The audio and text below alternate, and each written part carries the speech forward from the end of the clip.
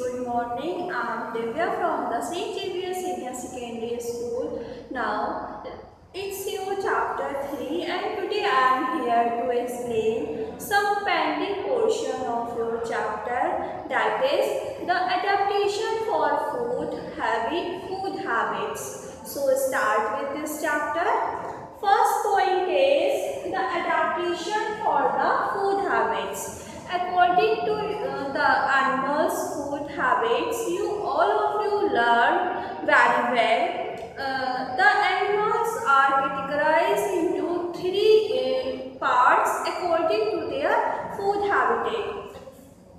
Food habits, not habitat. First is herbivorous animals, second is carnivorous animals, and third one is omnivorous animals. So they have different type of special and specific teeth according to their food habits. First is herbivorous animals. Herbivorous animals have broad and sharp teeth. That's why they eat the grass and plants and food product very easy way.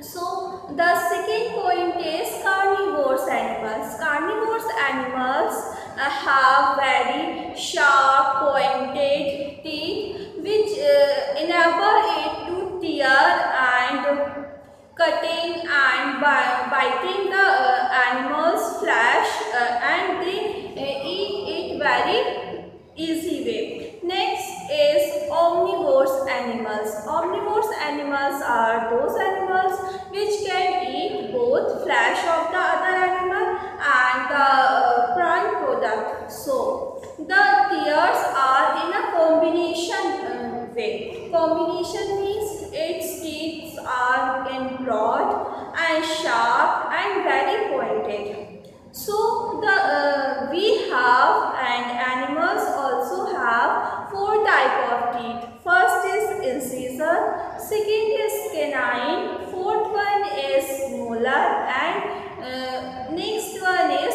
premolar. So, the animals have four type of teeth which help them to tear, biting and chewing the food. But apart from the animals, birds do not have the teeth. Instead of teeth, they have a beak. All of you look the birds very carefully and see a beak, and this beak enable it to engulf the food with the help of a small beak. Now, next, apart from a bird, snake have a powerful muscles. And what happened with these muscles? These muscles help them to swallow and engulf the complete prey and they engulf and swallow the part of the flesh inside the body and down to the throat. Next is parasites. Parasites are small animals, very small animals that depend on their living animals for the surviving of life. Means the animals which live to another bodies, that is parasite, and the body which provide the shelter, that is host. So, all of you very familiar with the mosquito, and every children and every human being feels the problem when the mosquito bite. So, mosquito which suck the blood of animals and they have the small pipe-like structure. When the mosquitoes sit on a surface of skin, they penetrate their pipe inside the skin and suck the blood like a cold drink straw. When we drink the cold drink, we suck the cold drink with the help of straw. Like that, the mosquitoes suck the blood from their pipe. So, Some animals such as hookworm, tapeworm and other roundworms are live inside the human body in intestine, and when the food is digested, they take the food from the digested part of the food. So we can get the proper amount of energy due to the reason of this type of parasite, because it damages our life and we face many diseases due to the parasites. Next is adaptation for the protection. Some animals have a physical spatial appearance, that's why they protect themselves. First is horn.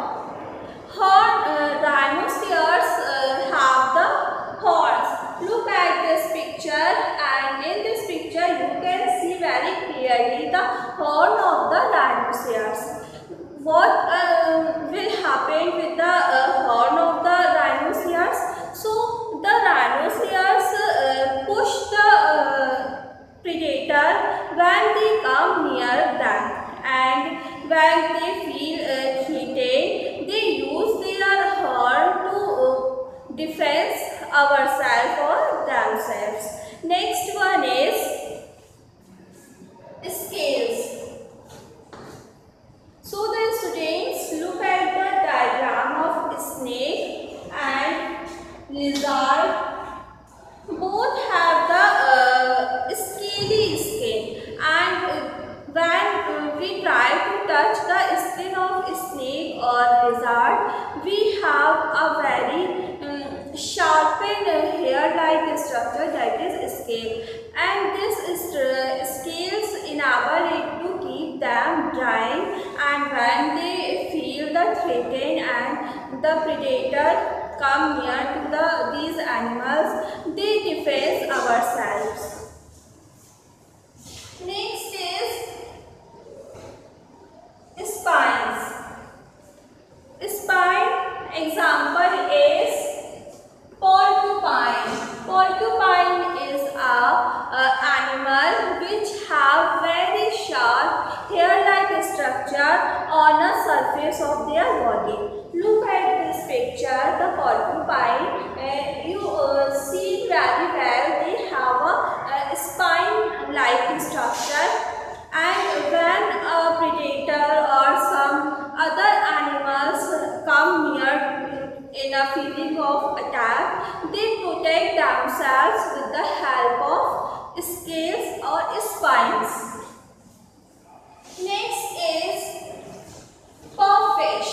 Puffish, apart from all the animals, water animals also have the different type of physical appearance. That's why they defend ourselves from the other animals. So the in water, dolphin, very large, big size fish like shark are live in the water. So the small fish threatened from the shark.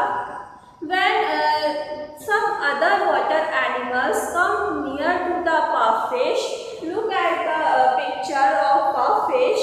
The puffish swallows up and look like a balloon, and its body also have a spine, sharpened, narrow-like structure, and when the attacker come near to this fish, they defend themselves from the attacker or the predator. Next is octopus.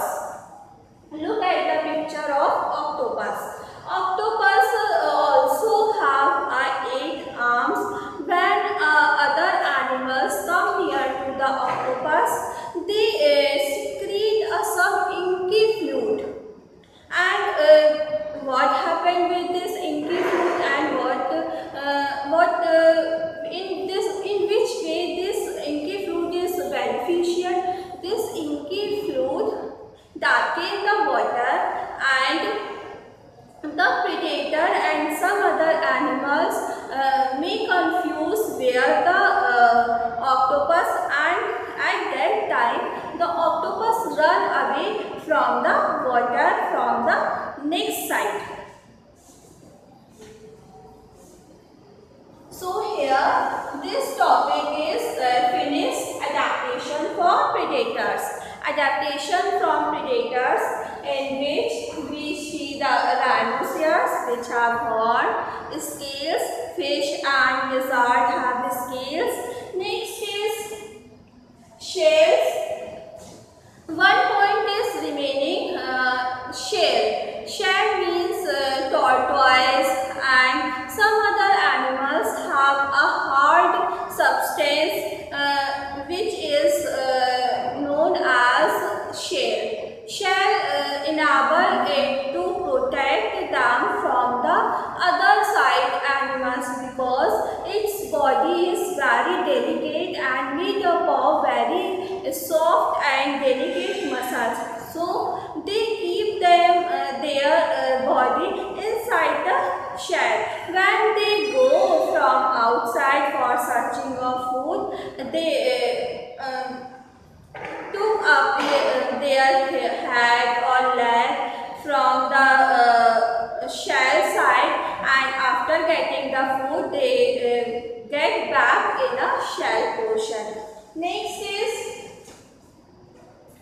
puffish and octopus. Puffish and octopus both have special features like spine-like structure of puffish, and when animals come near to the puffish, they gain a balloon shape and defense ourselves. Octopus have a inky fluid-like solution and darken the water and keep them the safe. Next is special features. Some animals have special features like camouflage. Camouflage is the ability in which animals change their body color and structure according to the favorable condition. Okay. Now here first is leaf frog and chameleons. Look at the picture. Here the picture of leaf frog and chameleon. It is green in color and they change their body color with the color of leaf. That's why the predator get confused. Which one is the leaf frog and chameleon and which one is the leaf frog? Next is Arctic fox. Arctic fox is white in color and their fur color is grayish, but before starting the weather of winter or autumn, they change their fur color and get the color white with the color of snow. So when attacker or predator come near to kill them, they change their fur color and keep them to safe. Next is stick insect. Stick insect is a twig-like structure. When they sit in a branches of tree or twig of a tree, they look like a same to same. That's why we are confusing which one is a twig or which one is a stick. So look at the picture. In this picture, you can see very clearly. In this picture, the stick and insect color both are the same and they look like both very same to same. Next is zebra, tiger and leopard. Zebra have a striped color and leopard and tiger have a dot-like structure on their body that have them to defend ourselves from the predator and from the hunting outside. When some other animals come near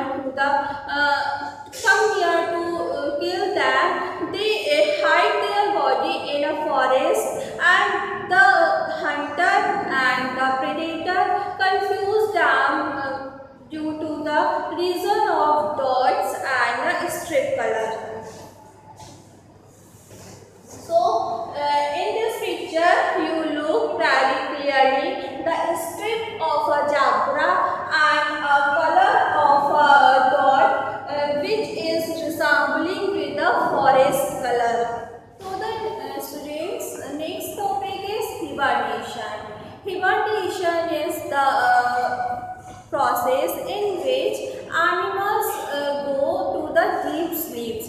When they get a very cold climate and adapt the sleeping process, they go sleeping for too many months due to the unfavorable condition.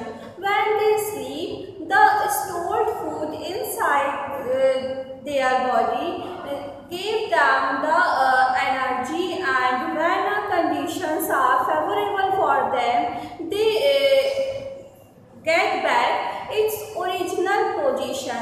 Here are some animals which go to the hibernation process. First is bear. Polar bear go back to the very months and they go sleep very deep sleeps. Next is bat, and third one is hedgehog. There are different type of animals. They show the hibernation process, and hibernation process means a deep sleep process.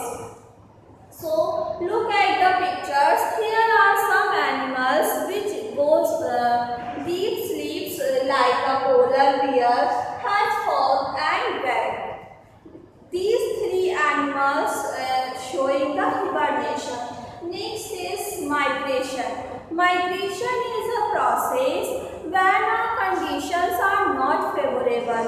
The birds and other animals move from one place to another place for the favoring climate condition, for searching of food, for breeding, for shelter and different type of other activities. They move from one place to another for the betterment of life, that is migration. Here example that show the migration, that is Arctic tern.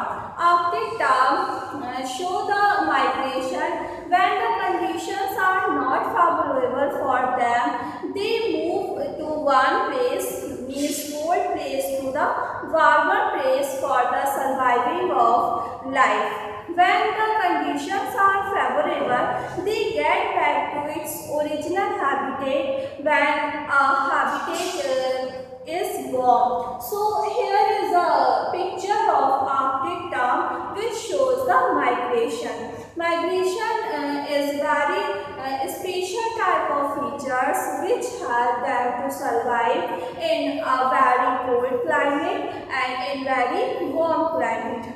So the students, this chapter is going to finish now, and if you have any query regarding this chapter, write your queries and ask it. Okay. So students, keep learning, keep smiling, and thank